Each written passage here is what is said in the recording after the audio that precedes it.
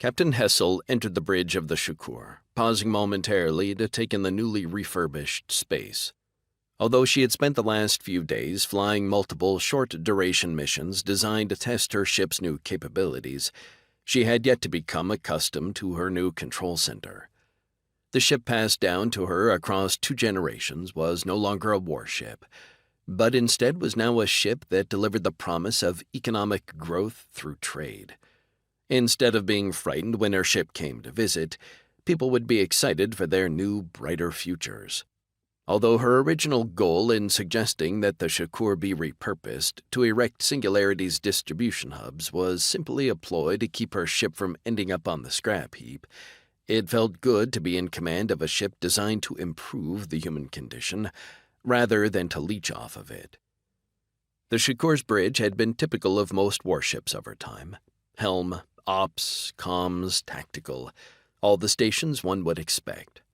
Now there was a single command station at the center of the room, flanked on either side by auxiliary stations and surrounded by view screens connected to strategically placed cameras both inside and outside of her ship.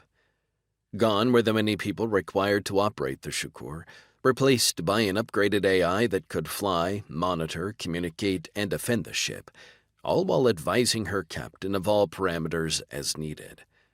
Other than herself and her XO, her only other permanent crew were a chief engineer, who commanded 4 tech droids, and a buildmaster who oversaw the construction of the distro hubs, while also commanding his own 4 tech droids. 4 humans, 8 tech droids, and an AI. That was it. It was now down from nearly 100 at the height of the Shakur's history as a warship under the flag of the Corson. Eventually, they planned to bring in shadows for the chief engineer and the buildmaster, with the intent of training them to act as relief. But for now, 4 people were all they needed. Captain Hessel tapped her comm set. "How are we looking, Burke?" "All buttoned up down here," Burke replied.